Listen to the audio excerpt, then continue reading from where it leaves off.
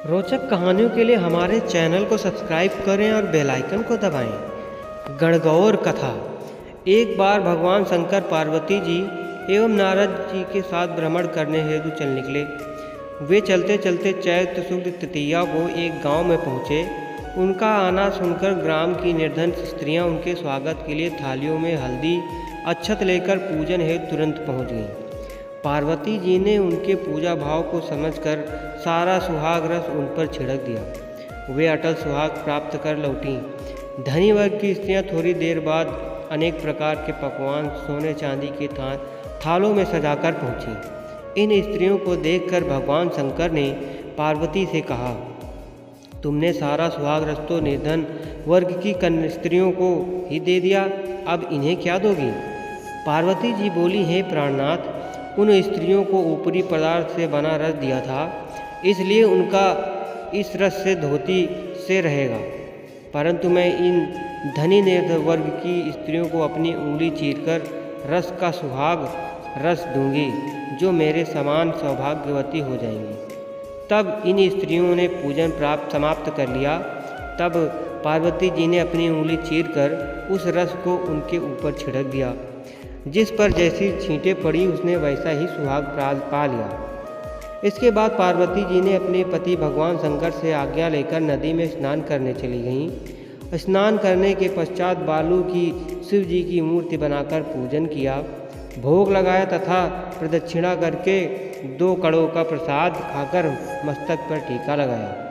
उसी समय उस पार्थिव लिंग से शिवजी प्रकट हुए तथा पार्वती को वरदान दिया, आज के दिन जो स्त्री मेरा पूजन और तुम्हारा व्रत करेगी उसका पति चिरंजीवी रहेगा तथा मोक्ष को प्राप्त होगा। भगवान शिव यह वरदान देकर अंतर्ध्यान हो गए। इतना बस करते करते पार्वती जी को काफ़ी समय लग गया। पार्वती जी नदी के तट से चलकर उस स्थान पर आ गई जहाँ भगवान शंकर व नारद जी को छोड़कर गई थी।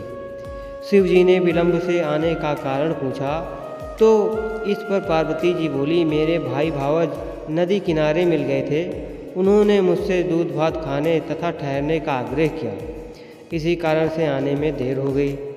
ऐसा जानकर अंतर्यामी भगवान शंकर भी दूध भात खाने के लालच में नदी की तट की ओर जाने लगे।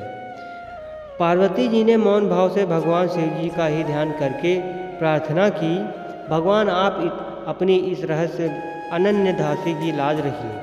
प्रार्थना करती हुई पार्वती जी उनके पीछे पीछे चलने लगी। उन्हें दूर नदी तट पर माया का महल दिखाई दिया। वहाँ महल के अंदर शिव जी के साले तथा सल्हाज ने शिव पार्वती का स्वागत किया। वे दोनों 2 दिन वहाँ रहे। तीसरे दिन पार्वती जी ने शिव जी से चलने के लिए कहा तो भगवान शिव चलने को तैयार न हुए। तब पार्वती जी रूठकर अकेली ही चल दी। ऐसी परिस्थिति में भगवान शिव को भी पार्वती के साथ चलना पड़ा। नारद जी साथ चल दिए। चलते चलते भगवान शंकर बोले, मैं तुम्हारे मायके में अपनी माला भूल आया हूँ। माला लाने के लिए पार्वती जी तैयार हुई तो भगवान ने पार्वती जी को न भेजकर नारद जी को भेजा। वहाँ पहुँचने पर नारद जी को कोई माला नज़र नहीं आई, न कोई महल नज़र आया। वहाँ दूर दूर तक जंगल ही जंगल था। सहसा बिजली कौंधी। नारद जी को शिव जी की माला एक पेड़ पर टंगी दिखाई दी। नारद जी ने माला उतारी और शिव जी के पास पहुंचकर यात्रा का कष्ट बताने लगे। शिव जी हंसकर कहने लगे, यह सब पार्वती जी की ही लीला है। इस पर पार्वती जी बोली, मैं किस योग्य हूँ, यह सब तो बस आपकी ही कृपा है। ऐसा जानकर महर्षि नारद जी ने माता पार्वती तथा उनके पतिव्रत प्रभाव से उत्पन्न घटना की मुक्त कंठ से प्रशंसा की। बोलो हर हर महादेव।